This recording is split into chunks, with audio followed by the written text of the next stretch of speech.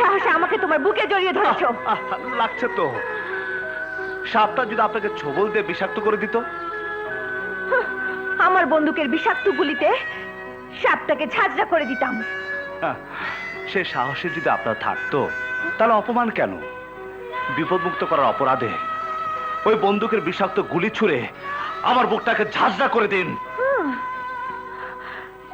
হ্যাঁ, তোমাকে উপযুক্ত শাস্তি পেতেই হবে। জুলি, এ কি করছিস? চালান মেম সাহেব, চালান গুলি। আমি আমি আমি তোমাকে আমি জানতাম মেম সাহেব আপনি আমার বুকে গুলি চালাতে পারবেন না। এরপরও যদি আমাকে আপনার শাস্তি দিতে ইচ্ছে হয় তাহলে ওই কালাপাহাড়ের অনাথ আশ্রমে সরাসরি চলে আসবেন। আমি এই তল্লাটে কিছু না হলেও ওই অনাথ আশ্রমের বড় ভাই।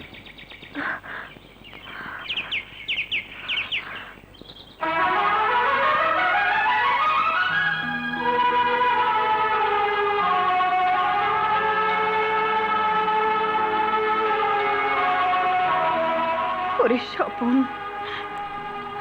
তুই কোথায় আছিস, কেমন আছিস জানি না।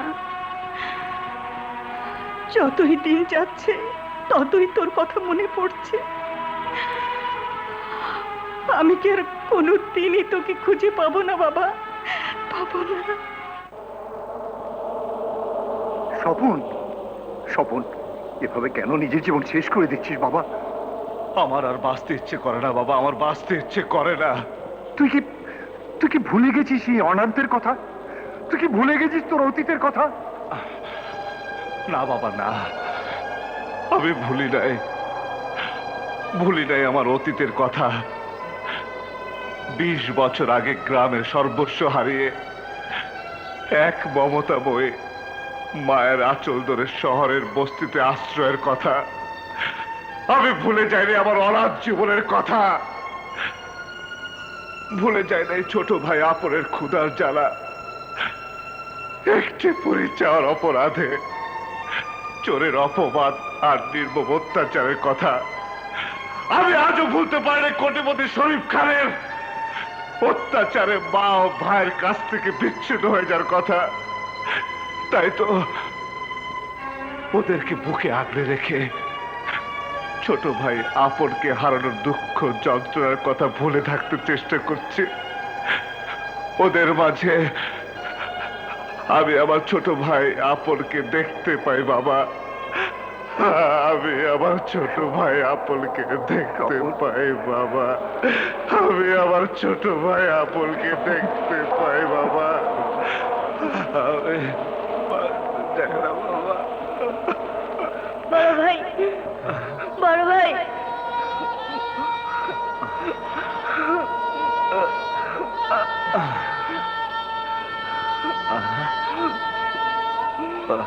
মানে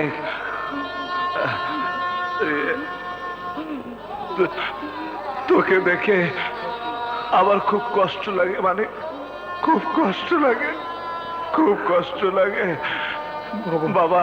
বাবা স্বপন, আমার কষ্ট লাগে বাবা, আমার কষ্ট লাগে বাবা।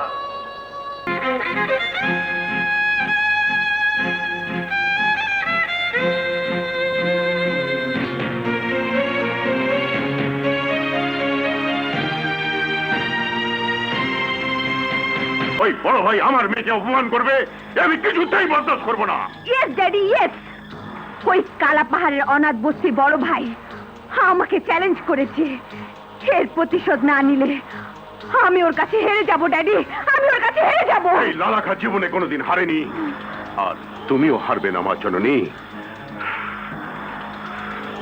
Hello Johnny. ইয়েস লালা বাবা। ওই রাস্কেল বড় ভাইয়ের সন্ধান আমি পেয়েছি। কালা পাহাড়ের অনাথ বস্তি থেকে যে কোনো মূল্যে ওই মস্তান বড় ভাইকে লালা ভবনে তুলে নিয়ে আয়।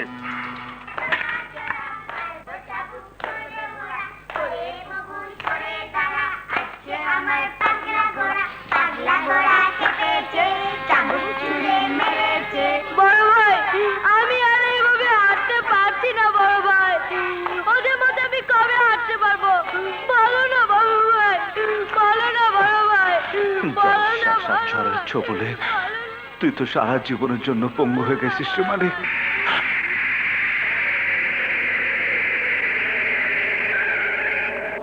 বড় ভাই,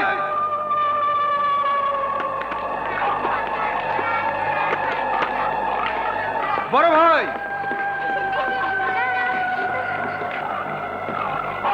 তোরা এখানে কেন? লালা বাবার হুকুম, তোকে কুকুরের মতো বেঁধে নিয়ে যাবো।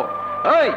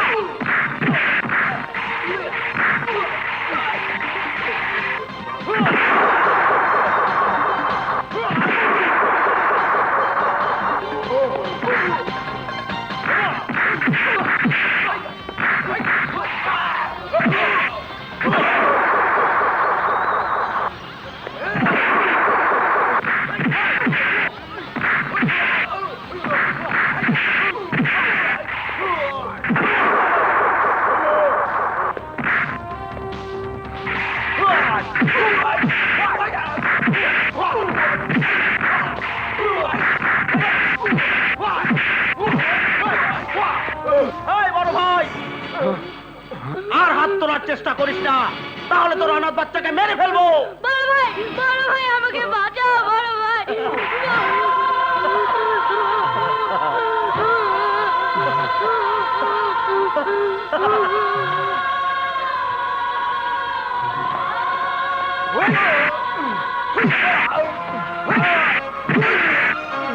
আমার বড় ভাইকে ছেড়ে দিন, আমার বড় ভাইকে ছেড়ে দিন।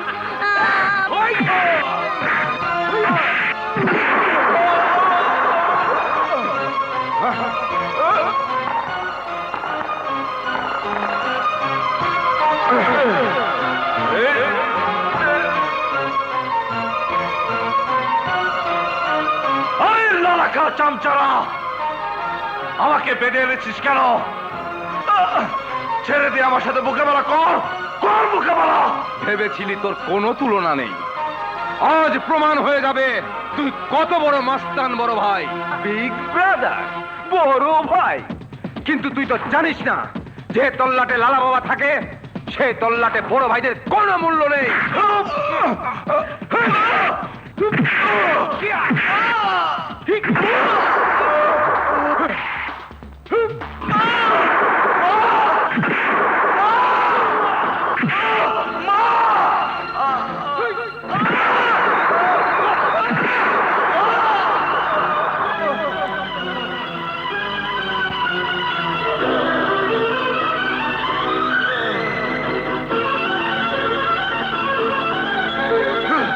লালা বাবার একমাত্র কন্যাকে বেইজ্জত করেছিস।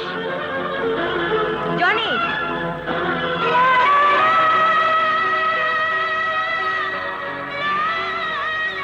ওর চ্যালেঞ্জ মোকাবেলা করতে এবার আমাকে দাও।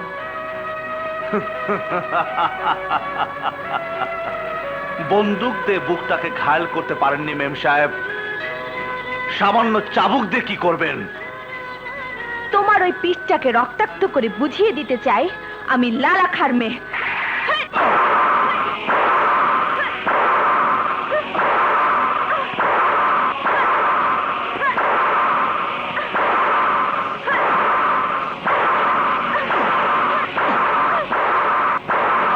থামুন মেম সাহেব, বেশি মারলে শুয়োরটা মরে যাবে। ওকে খুলে ছুঁড়ে ফেলে দিয়ে এসো। যাবার আগে একটি কথা জেনে রাখুন মেম সাহেব, আজ আমার শরীরে রক্ত ঝরিয়ে উপকার শব্দটা আপনি মুছে দিলেন। বনের হিংস্র সাপ আপনাকে ছোবল না মারলেও একদিন কোনো না কোনো বিষাক্ত সাপের ছোবল আপনাকে খেতেই হবে। হ্যাঁ, খেতেই হবে।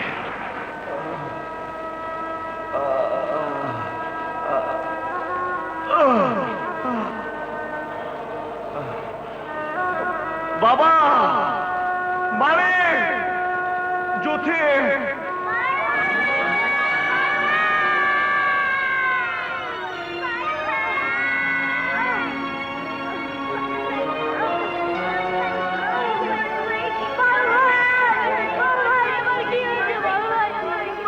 স্বপন বড় ভাই, বাবা কি স্বপন হয়েছে বড় ভাই?